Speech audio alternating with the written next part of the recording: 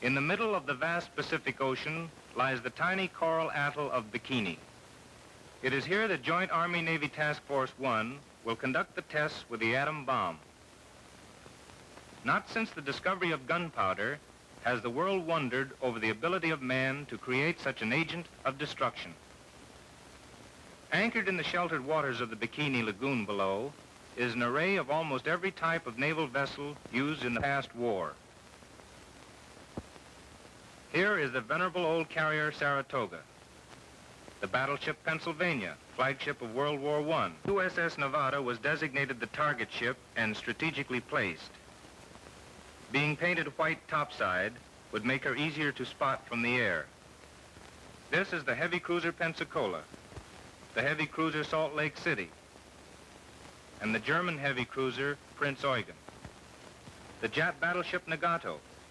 The light carrier USS Independence can be seen on the left, the submarine Skate, attack transports, freight and cargo ships, LCIs, LCMs. A sample of almost every type of naval vessel comprises this guinea pig fleet. The decision of the target ships was based on the directive of the Joint Chiefs of Staff.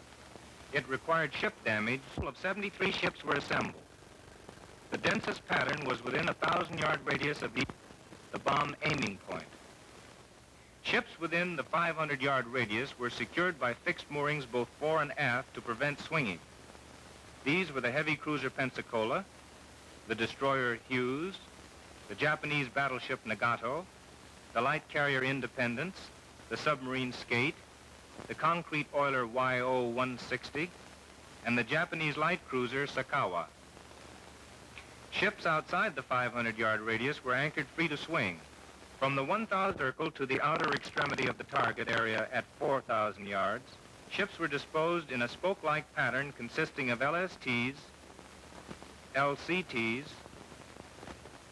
LCIs, 2 rows of transports, and 1 row of destroyers. The heavy ships lying outside the 500-yard circle were the Arkansas, New York, Saratoga, Pennsylvania, and the large German cruiser Prince Eugen. All of the target ships were loaded with ammunition and fuel oil, varying from full wartime loading to 10% of normal.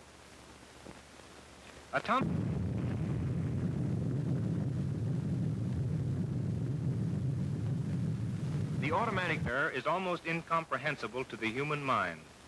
In fact, the power of a single bomb was not too well known because there had been but 3 exploded, none at sea. In this 20th century world of atomic power, man is fully aware that he cannot assume an attitude of indifference to this new elemental force that he has discovered and must prepare against the scientific mind ever known. These specialists with their strange and complicated scientific instruments will make hundreds of tests measuring temperatures, pressures, and radioactivity, and other experiments analyzing the effects of the bomb on aircraft, armament, ordnance gear, and other paraphernalia. Tied to the decks of the ships in Bikini Lagoon are samples of mechanical equipment and articles of every type and description that the Army and Navy used during the past war. Airplanes, jeeps, food, clothing, trucks, and armored cars. Everything from canned milk to tanks will be subjected to the blast. Different animals have been placed aboard the ships to substitute for military personnel. Some were shaved in order that the effects of heat and radiation on their skins could be observed and the results applied to the design of protective clothing. Numerous towers have been erected on Bikini Atoll.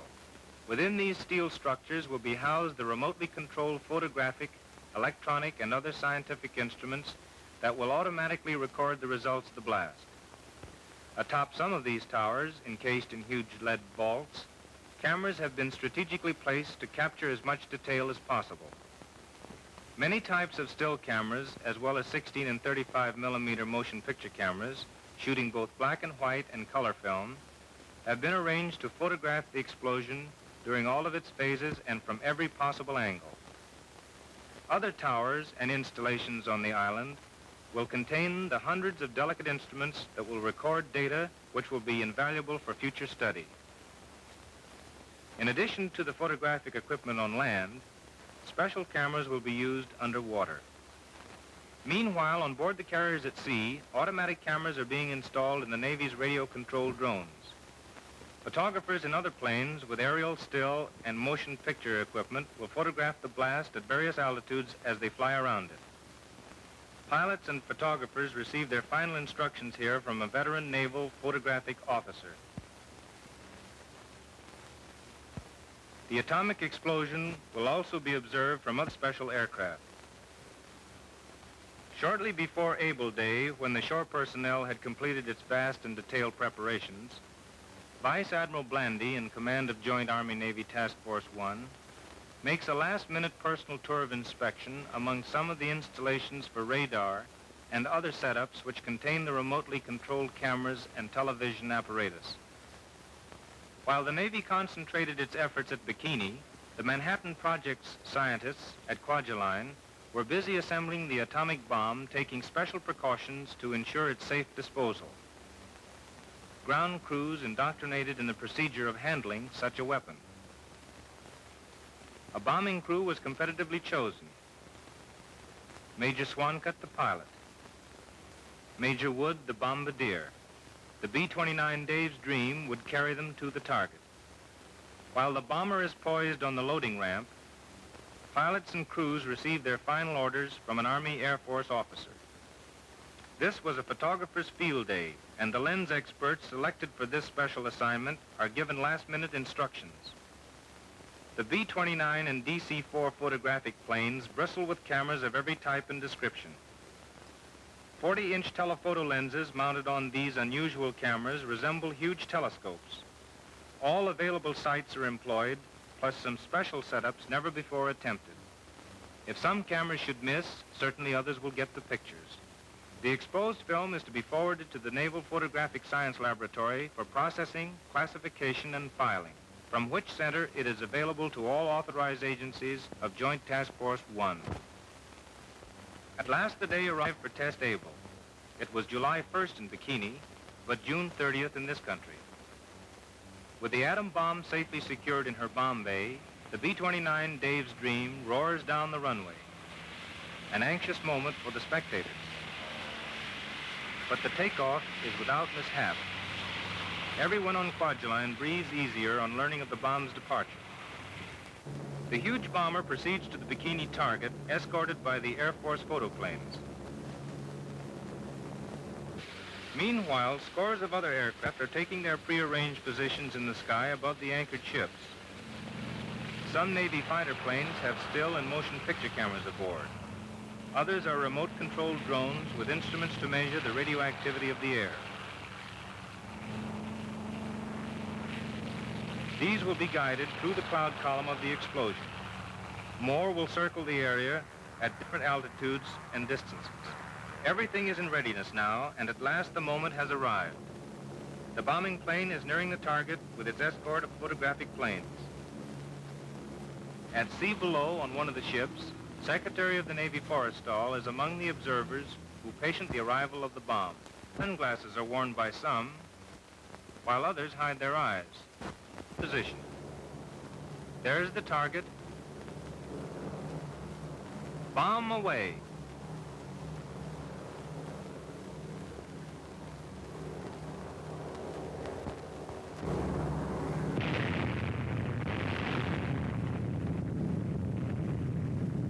There it goes. The fourth atomic bomb has been successfully detonated. First you see a blinding flash. Then comes the hemispherically shaped cloud that expands rapidly just behind the initial pressure wave. After the smoke clears, the characteristic mushroom cloud begins to form and shoot skyward. The first phase of the bomb burst produces the effect of an exploding derby hat, where the outside edge of the rim outlines the outermost front of the pressure wave at that instant. The cloudy rounded portion of the hat results from what is known as the cloud chamber effect.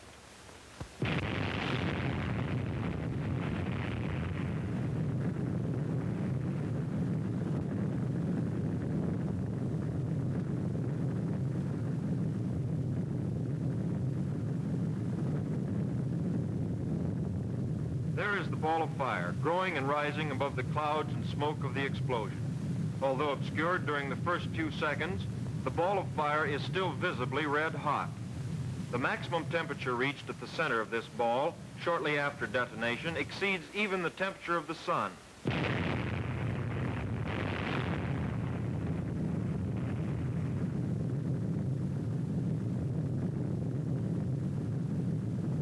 The mushroom cloud gains altitude with amazing speed. In less than a minute, it has reached a point 1 mile above the Earth. Although a beautiful sight, this swirling, boiling mushroom cloud is certain death to any living thing which approaches too close to its edge. Radioactive fission particles, which resulted from the explosion, are dispersed throughout the cloud, and the deadly radiation from these particles must be avoided until the cloud is thoroughly diffused in the upper atmosphere. In this test, the Army, Navy, and civilian scientists wanted to find out just how lethal the cloud actually was at various altitudes and various distances from the center. Therefore, under the guidance of the Manhattan Project's Los Alamos laboratories, the Army Air Forces installed specially designed filters on 4 of their B-17 pilotless drone planes so that an airplane could go into the very center of the cloud and bring back samples of the radioactive particles without danger to a human pilot. The Navy carried out a similar program utilizing F-6F drones based on the carrier Shangri-La. Only 1 drone was lost in the entire operation, although it is interesting to note that 1 other drone was temporarily lost for a considerable time after it had entered the smoke column, because it was lifted 6,000 feet in the updraft before it could get through to the other side. As the cloud goes higher and higher, its rate of rise constantly decreases, and gradually the tremendous energy of the cloud begins to spend itself. Before the test, there was much speculation concerning the height to which the cloud would rise. Some predicted it might equal the 60 to 70,000 foot altitude reached by the previous Nagasaki cloud. However, at Bikini, the atomic cloud pushed itself to approximately 40,000 feet in a period of 10 minutes and stopped there. Explanation for failure to go higher lay in 3 facts. First, the atmosphere at Bikini was so wet that a considerable part of the cloud energy was absorbed by the moisture in the air. Second, the bomb was exploded close enough to the surface of the water to permit a certain part of the energy to be transformed into steam by a quenching action. And third, there were no large-scale fires, such as those encountered in burning Nagasaki, to feed the column after its initial rise. After the blast wave from the atomic explosion has spent itself, a reverse or suction wave is created as the air rushes back to the point of burst to fill the vacuum created there. As this air is heated in the vicinity of the fireball, it mixes and rises with the cloud column. Consequently, more air must keep coming into the center of the column, thus causing the effect you see in these pictures of the ship array, where the air rushing into the center of the cloud column carries with it the smoke of the burning ships. In order to obtain complete photographic records, photo aircraft pursued the cloud and took pictures of it as long as possible while it drifted slowly to the southwest. Gradually, it became diffused to such a degree that the chase had to be abandoned. One thing was certain, however: the dangerous radioactive particles in the cloud had become so widely scattered that no longer was there any danger to the surrounding area. In just a moment, you will see 2 views of the atomic bomb explosion taken from the observer ships approximately 20 miles from Bikini Lagoon.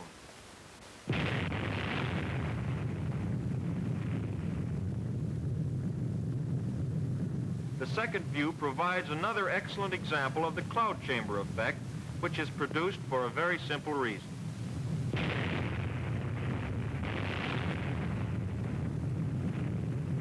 The atmosphere at Bikini was almost saturated on July 1st, and when the pressure wave hit the air, it was compressed and heated. After the pressure front passed, the resultant expansion of the air cooled it below saturation point and caused formation of the expanding fog cloud you have seen in each view of the explosion.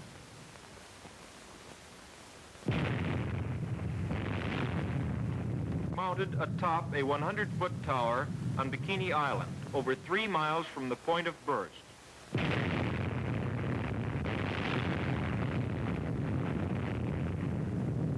On the water, you can see the shock wave coming toward the camera. Watch those palm trees in the foreground.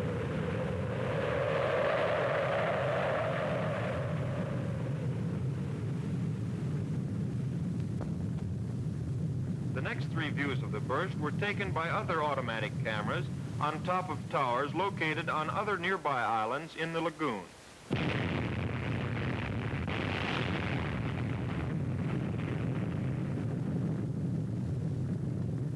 These cameras were started in motion by remote control radio signals emanating from aboard laboratory ships many miles away.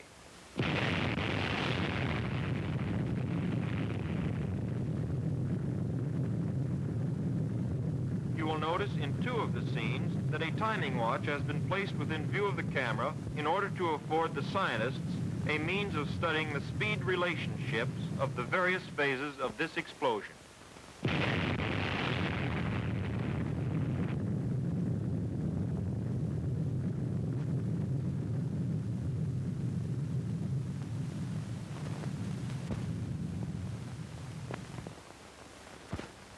The epicenter of the detonation of the bomb was approximately 650 yards from the USS Nevada. At this point,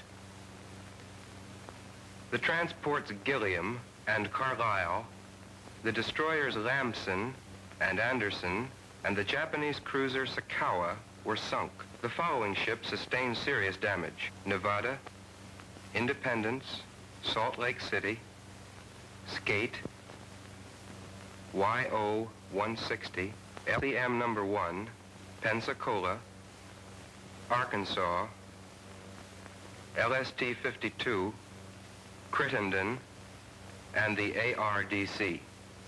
The next ships to be seen were only slightly damaged: Nagato, Banner, Pennsylvania, Skipjack, Apagon, Parch, Butte, Dawson, Prince Eugen, Wilson, Stack, Rhine, Brule, Hughes,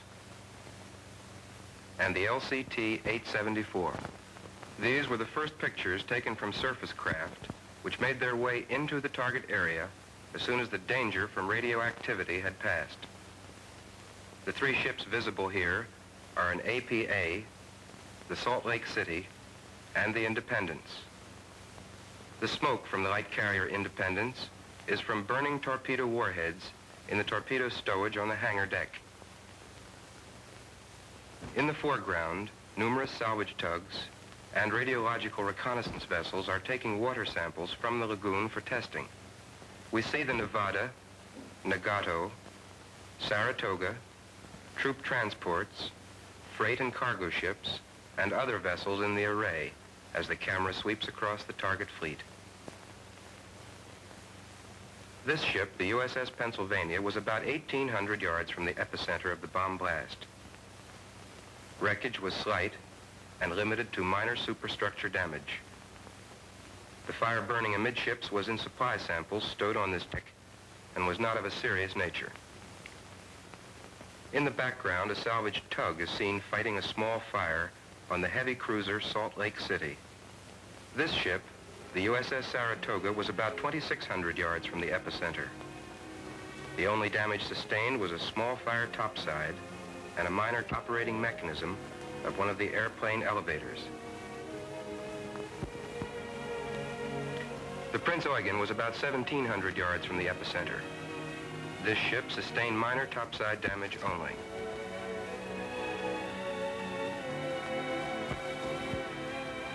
This is the USS Pennsylvania again, after the fire had been extinguished. This view shows her starboard side, which was away from the blast, and which sustained topside damage aft.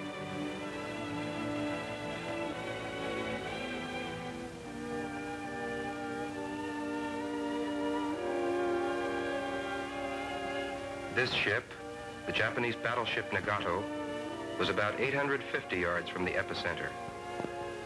Damage was limited to topside fixtures and superstructure, which were considerably battered and broken. The epicenter sustained only slight damage topside.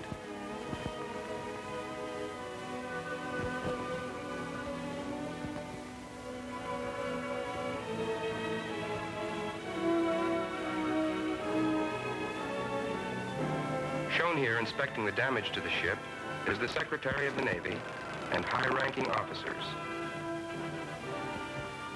In the foreground is a shattered mirror which had been placed on the deck along with other equipment to be tested.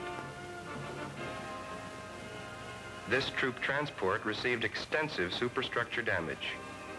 The smokestacks, radio and radar antenna and supports, together with various other light topside structures, were broken or buckled. These animals survived the blast, but died later from the effect of radioactivity.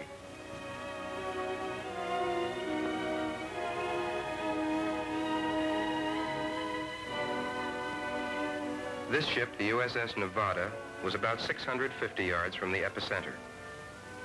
These pictures were taken from the side nearest the blast and show the superstructure wreckage. The paint on this side was scorched, but did not burn.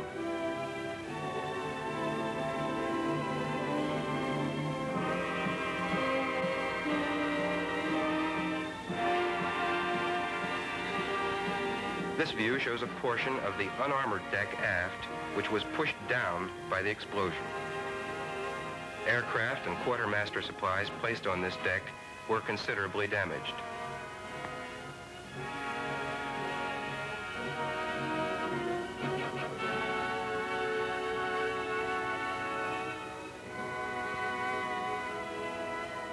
The next ship is the concrete oiler YO-160, which was located about 400 yards from the epicenter. The concrete hull was undamaged, but the superstructure was almost completely demolished. This ship, the USS Arkansas, was about 650 yards from the epicenter and sustained extensive damage to topside fixtures and superstructure.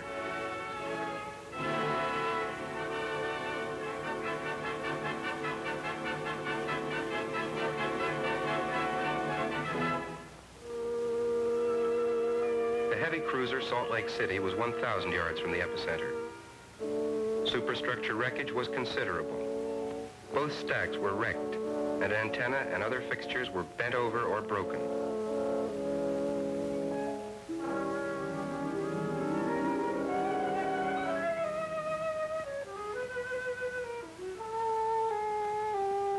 The heavy cruiser Pensacola was located about 450 yards from the epicenter. This ship sustained serious superstructure wreckage. Both stacks were a total wreck, and numerous other topside structures were badly damaged.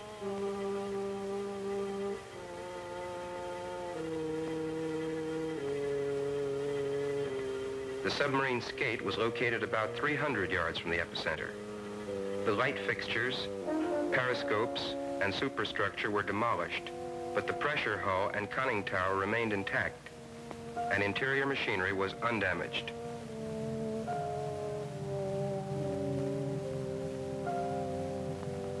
The Japanese light cruiser Sakawa was located about 150 yards from the epicenter of the bomb burst. This cruiser was heavily damaged topside, and the hull ruptured aft, causing her to slowly flood. Although the Sakawa was commissioned only 18 months ago, she is considered by the Japanese to be a victory model and is not of modern construction. The hull, for example, was entirely riveted. Her superstructure aft of the midships and above the main deck was completely demolished. She capsized to port and sank the day following the bomb burst. This is the light carrier Independence, which was about 600 yards from the epicenter. This ship was severely damaged by the primary blast action of the bomb.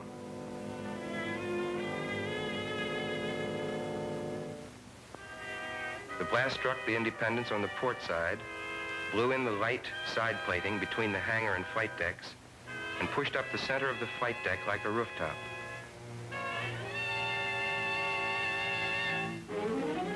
Both airplane elevators were blown up and overboard. The top of the island was completely blown off. Gun sponsons and guns on the port side were severely damaged. The watertight integrity of the hull remained intact. No fires occurred except among the torpedoes on the hangar deck aft.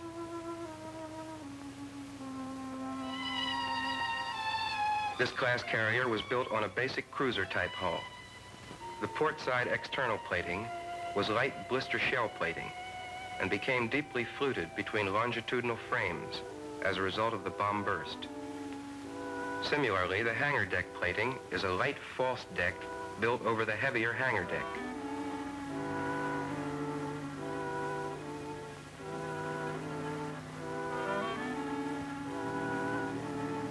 Damage to the starboard side, away from the blast, was less severe.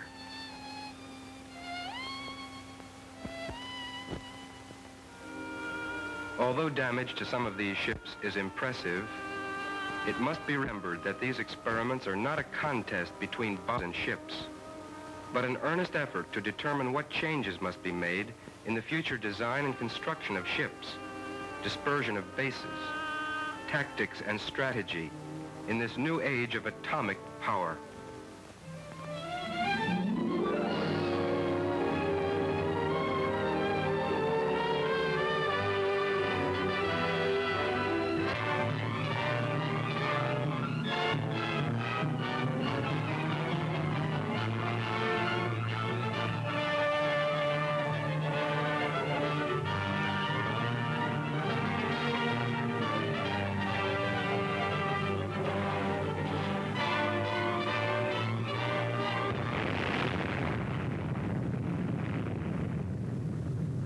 This was Able Day. The period between the test Able date of 1 July and the test Baker date of 25 July was an extremely busy one for the technical and scientific personnel attached to Joint Task Force 1. During this time, the immense task of making detailed and comprehensive inspections and the recording of data resulting from test Able was completed. And in addition, the entire target ship array was reoriented. The basic premise which determined the target ship orientation for Test Baker was the Joint Chiefs of Staff directive, requiring that the ships be so disposed as to secure graded damage from maximum to minimum. The primary purpose of Test Baker was to secure precise ship damage and instrumentation measurements resulting from an atomic bomb explosion just under the surface of the water.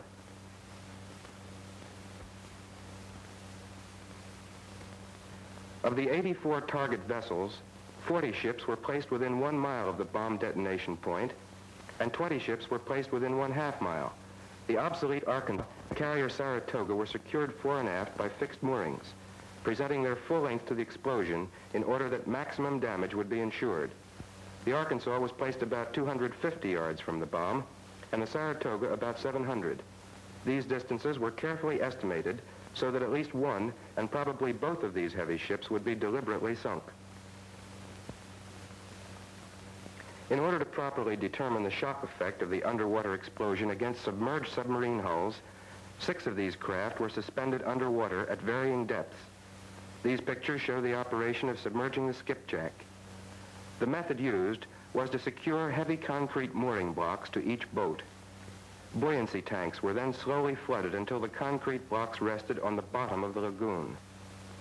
Varying lengths of chain were used between the concrete blocks and the 6 submarines in order to hold each boat at its desired depth. 2 additional submarines were left on the surface, one of which was the Skate, damaged in Test Able.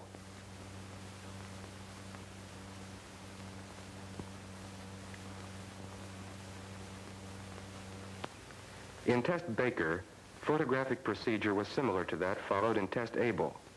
Many types of cameras, and especially motion picture cameras, were encased in huge lead vaults atop photographic towers erected on 3 islands in the lagoon. All of these cameras operate automatically.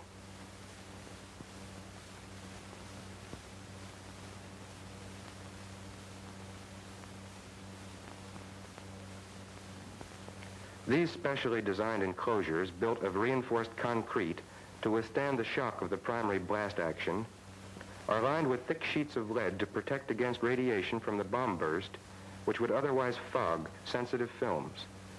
To further protect the film from the effects of radiation, sliding lead panels built over the camera ports and designed to close automatically will seal the vaults, making radioactive penetration impossible.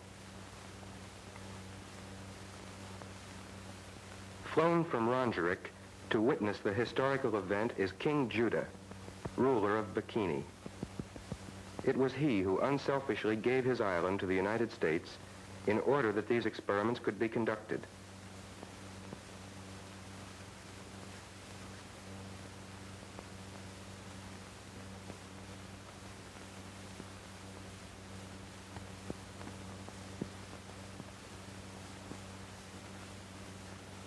King Judah has been invited aboard the command ship of Operation Crossroads to meet Vice Admiral Blandy.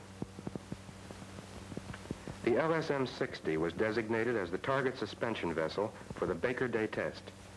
The equivalent of a bomb bay was cut in the tank deck, and through this opening, the bathysphere carrying the atomic bomb was lowered into the sea.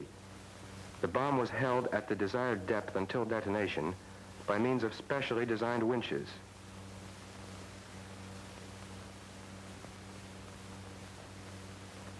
When everything was in readiness aboard the LSM-60, the scientists and military personnel left the ship, and a careful check was made of their departure so that no stragglers were left. The signal flag yoke was two-blocked on the halyards, indicating that no personnel were aboard. After Dr. Warner fused the bomb, Rear Admiral Parsons, Deputy Commander for Technical Direction, took a last look at the LSM and went over the side into a waiting picket boat.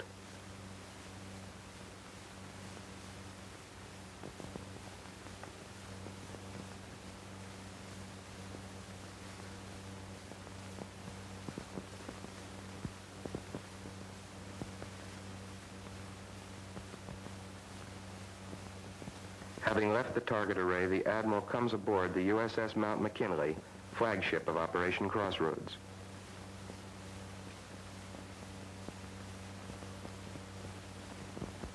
Everything has been placed in readiness, and he submits his report to Vice Admiral Blandy. Aboard the firing ship USS Cumberland Sound, members of the Los Alamos group of the Manhattan Engineer District enter the timing laboratory, where radio transmitters and specially constructed instruments for detonating the bomb are located.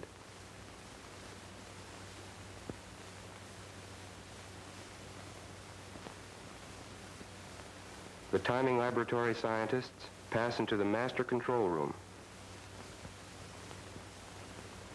Dr. Marshall Holloway, leader of the Los Alamos group, unlocks and personally throws one of the master transmitter switches.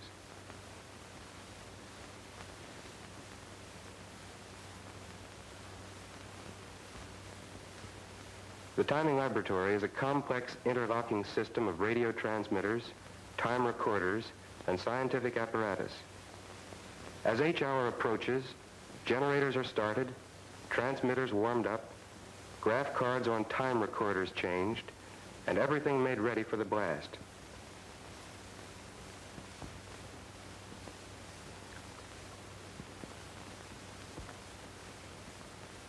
H hour minus 2 minutes is broadcast from the ship, and all hands stand by. Sitting in the central console switchboard with the microphone is Dr. Ernest Titterton, assistant to Dr. Holloway. As he announces H hour minus 30 seconds, Dr. Holloway throws the 30-second switch.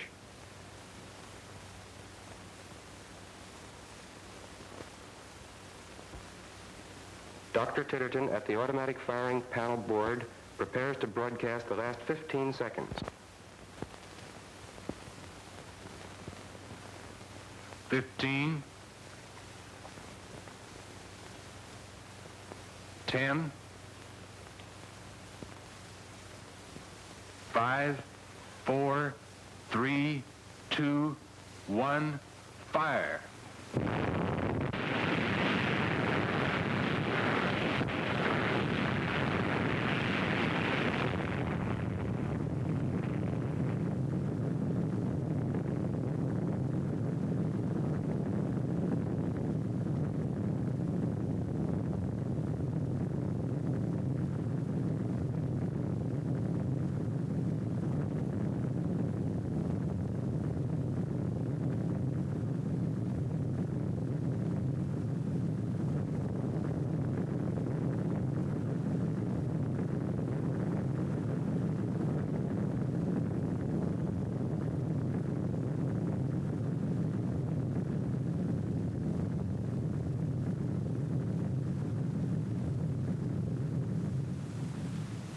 Another angle of the blast is photographed from the Mount McKinley, and King Judah displays a marked interest in the proceedings.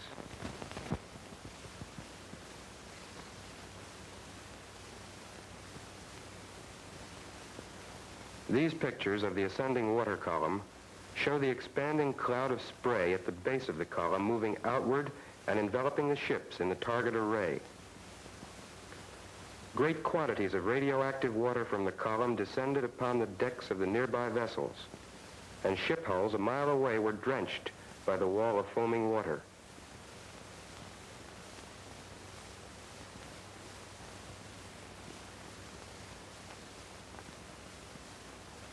Here is an Army Air Force drone approaching the cloud column. Still another view of the explosion, recorded from a photographic tower on Bikini, shows the column composed of millions of tons of water rising at an initial rate exceeding the speed of sound. The water and spray from the explosion will fall for several minutes. Here again is an excellent photographic portrayal of the boiling, foaming wall of water engulfing the ships in the foreground. This highly lethal spray was intensely radioactive, partly by reason of the neutron bombardment of the sodium in the salt contained in seawater. It is estimated that radioactivity immediately following the burst was equal to hundreds of tons of radium.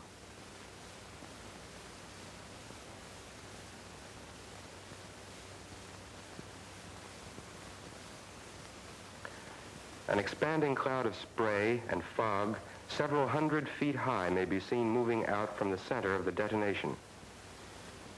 This cloud eventually covered the entire target array. Waves outside the water column, about 1,000 feet from the center of the explosion, were 80 to 100 feet in height. These waves rapidly diminished in size as they proceeded outward. When reaching Bikini, had a height of approximately 7 feet. Visible on the surface of Bikini Lagoon is an oil slick leaking from ruptured oil tanks, principally from the battleship Arkansas. 3 major ships were sunk. The Arkansas immediately, the aircraft carrier Saratoga after 7.5 hours, and the Japanese battleship Nagato after 5 days. Several small craft were also sunk. Immediately after the burst, radiological reconnaissance drones were sent into the lagoon. Despite the presence of radioactive contamination, radiological safety patrols immediately entered the lagoon for a preliminary appraisal of the damage.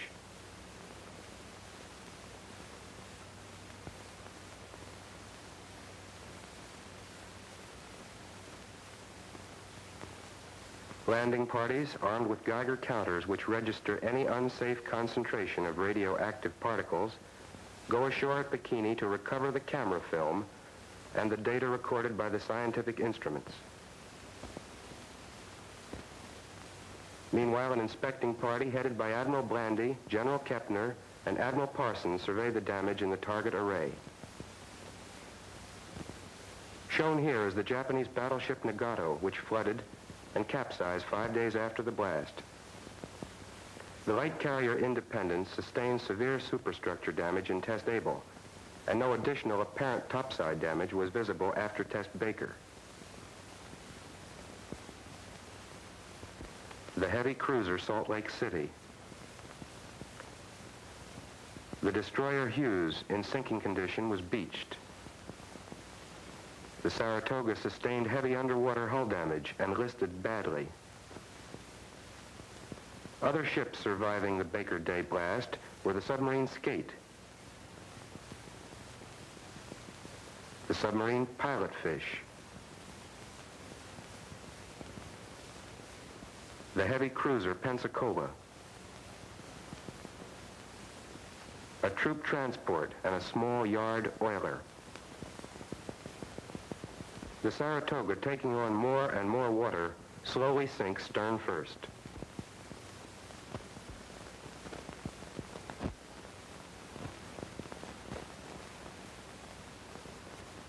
The operation of Joint Army-Navy Task Force 1, in conducting the tests, has set a pattern for close, effective cooperation of the armed services and civilian scientists, in the planning and execution of this highly technical operation.